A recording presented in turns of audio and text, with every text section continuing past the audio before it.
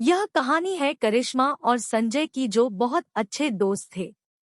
करिश्मा और संजय कई दिनों से एक दूसरे से मिलने की कोशिश कर रहे थे, लेकिन अलग अलग शहरों में काम करने की वजह से जिसके कई दिनों की कोशिशों के बाद दोनों ने दिल्ली मिलने का प्लान बनाया।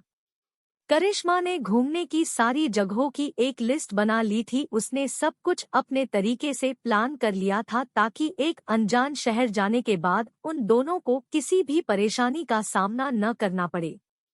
स्टे करने के लिए करिश्मा ने एक होटल में रूम बुक कर लिया और 18 मार्च की रात दोनों दिल्ली के एयरपोर्ट पर मिले। करिश्मा, हेलो संजय, पता है मैंने तुम्हें कितना मिस किया। संजय, मैंने भी तुम्हें बहुत मिस किया। दोनों एयरपोर्ट से सीधा होटल की तरफ निकल गए। करीबन 1 घंटे के बाद दोनों अपने होटल पहुंच गए। होटल बाहर से बहुत ही खूबसूरत लग रहा था। इतना खूबसूरत होटल देख संजय काफी खुश हो गया। संजय, सच में तुम्हारी प्लानिंग और चॉइस हमेशा टॉप पर होती है। करिश्म, हाँ, जैसे कि मैं। दोनों ने होटल में चेक इन कर लिया। अपने रूम में पहुंचते ही दोनों फ्रेश हो गए और एक दूसरे से बात करने लगे। दोनों का ही लॉन्ग डिस्टेंस रिलेशनशिप था और एक एक साल में दोनों का मिल पाना होता था और 1 साल बाद भी दोनों एक दूसरे से मिल रहे थे। इस बीच जो भी एक दूसरे के साथ हुआ दोनों ने एक दूसरे के साथ शेयर करना शुरू कर दिया। बात करते करते दोनों एक दूसरे के करीब आ गए और एक दूसरे की आगोश में समाने लगे। संजय, हम एक साथ क्यों नहीं रह सकते? करिश्म, देखो संजय, कोशिश तो मेरी यही है, मैं और तुम दोनों हमेशा के लिए एक साथ हो जाए। करिश्म और संजय एक दूसरे से बात कर ही रहे थे कि तभी रूम के बाथरूम से कोई आवाज आने लगी। पहले तो उन्हें लगा कि गीजर में कोई प्रॉब्लम होगी, लेकिन ध्यान से सुनने पर करिश्मा ने यह महसूस किया कि ये किसी की दीवार पर नाखून मारने की आवाज है। ऐसा समझ में आते ही करिश्मा काफी डर गई और वह संजय को यह बात बताई, जिसके बाद संजय बाथरूम की तरफ बढ़ने लगा। संजय, वो बाथरूम में बिल्ली थी। करिश्म, मैंने तुम्हें खामखा डरा दिया। चैन की सांस लेते हुए दोनों वही बेड पर लेट गए और एक दूसरे से बात करने लगे कि तभी उन्हें महसूस हुआ कि उनके बेड के नीचे कोई गहरी गहरी सांसें ले रहा है।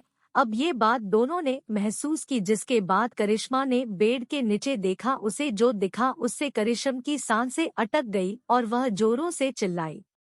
संजय को कुछ समझ नहीं आया और उसने भी जब बेड के नीचे देखा तो वह उसे कुछ दिखाई नहीं दिया। करिश्मा को अब उस कमरे में कुछ अजीब लगने लगा था। उसे वह किसी तीसरे के होने का एहसास होने लगा। संजय ने उसे बहुत समझाने की कोशिश की, लेकिन करिश्मा अब वहां रुकना नहीं चाहती थी। तभी सामने रखा शीशा अपने आप हिलने लगा। इस डरावने नजारे को देख दोनों की सांसें फूलने लगी। अब बात साफ थी, सच में इस कमरे में कोई तीसरा था, पर कौन? अचानक ही शीशा टूटकर चकनाचूर हो गया, लेकिन अब जो उन दोनों ने देखा वो बेहद ही परेशान करने वाला मंजर था। उस कमरे में एक कैमरा पहले से ही लगा हुआ था, यानी अब तक जो भी उन दोनों के बीच हुआ वो सब उस कैमरा में रिकॉर्ड हो चुका था। दोनों काफी घबरा चुके थे और फिर दोनों जल्दी जल्दी अपने कपड़े पहनना शुरू किया और वहां से निकलने की तैयारी करने लगे।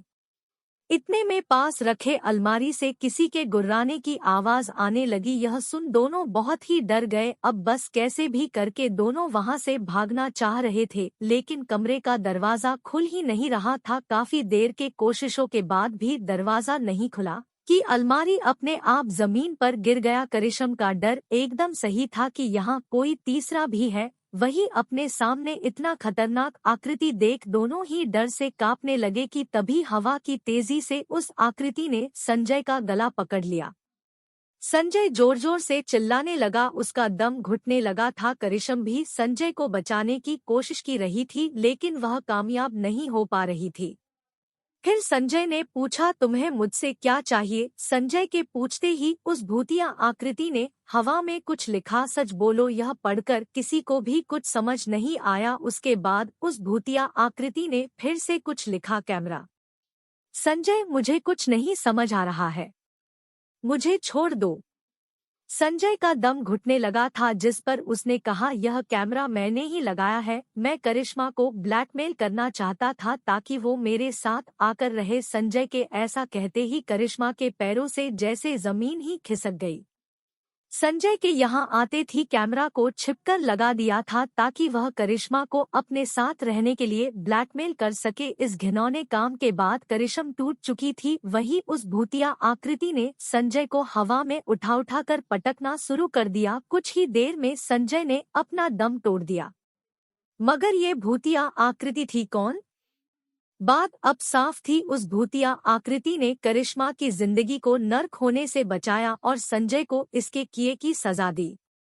भूतिया आकृति, करिश्मा तुम रो मत, मैं तुम्हें बचाने ही आई थी। इस धोखेबाज इंसान ने मुझे भी ऐसे ही बर्बाद किया था। मैं कमजोर थी और मैं डर के कारण आत्महत्या कर ली थी, लेकिन आज मेरा बदला पूरा हुआ। अब ये किसी के साथ भी ऐसा नहीं कर पाएगा।